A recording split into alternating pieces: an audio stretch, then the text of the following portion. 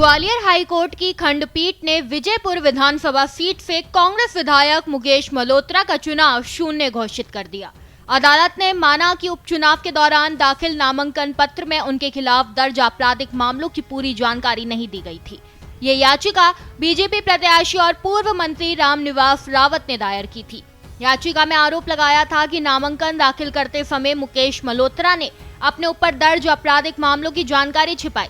अदालत में पेश दस्तावेजों के मुताबिक मल्होत्रा पर कुछ 6 आपराधिक मामले दर्ज थे, जबकि नामांकन पत्र में केवल 2 मामलों का ही जिक्र किया गया था।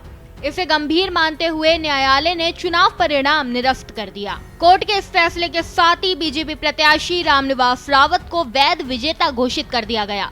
हालांकि अदालत ने मुकेश मल्होत्रा को राहत देते हुए इस फैसले को चुनौती देने के लिए 1 महीने का समय दिया है। इस अवधि के भीतर वे सुप्रीम कोर्ट में विशेष अनुमति याचिका यानी SLP दायर कर सकते हैं। फैसले के बाद विजयपुर विधानसभा क्षेत्र की राजनीति में काफी हलचल तेज हो गई है। रामनिवास रावत जी को राहत कोर्ट से तो मिल गई।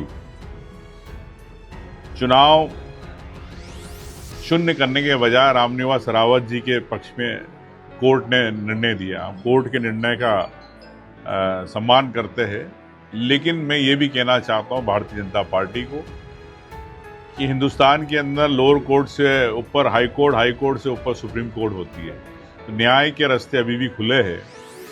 और मैं ये भी कहना चाहता हूँ कि जब मोदी जी ने जब चीफ मिनिस्टर थे, जब उन्होंने अपनी पत्नी के बारे में छुपा लिया, लेकिन उनको क्लीन चिट मिल गई। जब महाराष्ट्र के मुख्यमंत्री ने 2 केस छुपा लिए फडणवीस जी ने, तो उनको क्लीन चिट मिल गई।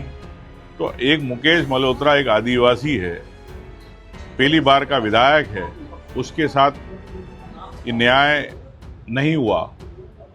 तो भारतीय जनता पार्टी और चुनाव आयोग ने किस प्रकार से दलीलें दी है कोर्ट के अंदर, ये तो बाद में पता चलेगा, लेकिन इनके लोगों को बचा लेते हैं कोर्ट में। और जो कांग्रेस के विधायक हैं उनको किस प्रकार से शून्य कराते हैं या अपने पक्ष में फैसला कराते, ये इससे बड़ा प्रमाण रामनिवास रावत जी का है। मैं समझता हूं कि जनता को समझना चाहिए कि कथनी और करनी में फर्क। वहीं इस फैसले को लेकर कांग्रेस ने बीजेपी पर सवाल उठाए हैं। नेता प्रतिपक्ष उमंग सिंगार ने कहा कि लोकतंत्र में न्याय की प्रक्रिया का सम्मान किया जाता है और कानून के सभी रास्ते खुले रहते हैं।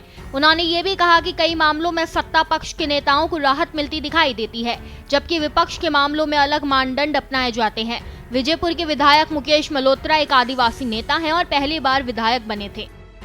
आदरणीय प्रदेशवासियों, आज विधायक आदरणीय मुकेश मल्होत्रा के खिलाफ जो फैसला आया है वो भारतीय जनता पार्टी की सोच को बताता है, इनके विचार को बताता है कि एक आदिवासी विधायक कैसे सामान्य सीट से विधायक बन गया।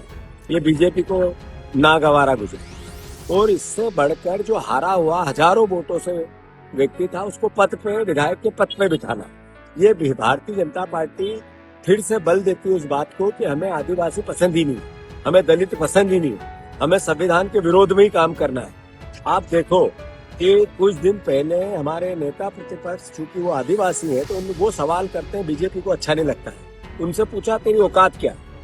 प्रदेशवासियों, ये फैसला भारतीय जनता पार्टी के अंत की शुरुआत है। कांग्रेस वासियों, कांग्रेस के मेरे भाइयों, ये शुरुआत है इस बात की कि भारतीय जनता पार्टी का जो भ्रष्टाचार है सर चढ़ के बोल रहा है। आपको और हमको इस भावना को कि भारतीय जनता पार्टी अलोकतांत्रिक है, आदिवासी विरोधी है, दलित विरोधी है, घर घर तक ले जाना। हमें माननीय सुप्रीम कोर्ट पे भरोसा है। हम फिर चुन के आएंगे, सुप्रीम कोर्ट से जीत के आएंगे, फिर विधायक बनेंगे। पर भारतीय जनता पार्टी की कलाई खुल गई। जिस तरीके से लगातार दलित और आदिवासियों पर, लोकतंत्र और संविधान पर प्रहार हो रहा है, देश देख रहा है। एक तरफ निर्मला सप्रे का केस है, 2 साल पहले भारतीय जनता पार्टी ज्वाइन की, आज तक उनकी सदस्यता नहीं गई। इधर से उधर, उधर से इधर, इधर से उधर करते रहे, पर इतना विश्वास नहीं है कि जनता के बीच में जाएंगे और चुन के आ जाएंगे। अगर दम होता तो चुनाव में जाते फिर चुन के आते, ऐसा नहीं करेंगे। ये मैसेज है कि ये डरे हुए लोग कानून का सहारा लेकर अलोकतांत्रिक काम कर रहे हैं। हम अपने दृढ़ इच्छा शक्ति से, कानून और कांग्रेस के विचार से फिर जीतेंगे। ये भारतीय जनता पार्टी की गलती भारतीय जनता पार्टी को इतनी भारी पड़ेगी कि आने वाला वक्त इसका बताएगा। धन्यवाद। कांग्रेस प्रदेश अध्यक्ष जीतू पटवारी ने आरोप लगाया कि बीजेपी एक आदिवासी विधायक को हटाकर हारे हुए प्रत्याशी को विधायक घोषित करवा रही है। उन्होंने कहा कि कांग्रेस को सुप्रीम कोर्ट पर भरोसा है और पार्टी इस फैसले के खिलाफ कानूनी लड़ाई लड़ेगी। वहीं बीजेपी इस फैसले का स्वागत कर रही है। बीजेपी नेताओं का कहना है कि अदालत का ये निर्णय लोकतंत्र और पारदर्शिता के पक्ष में है और चुनाव प्रक्रिया में नियमों का पालन जरूरी है।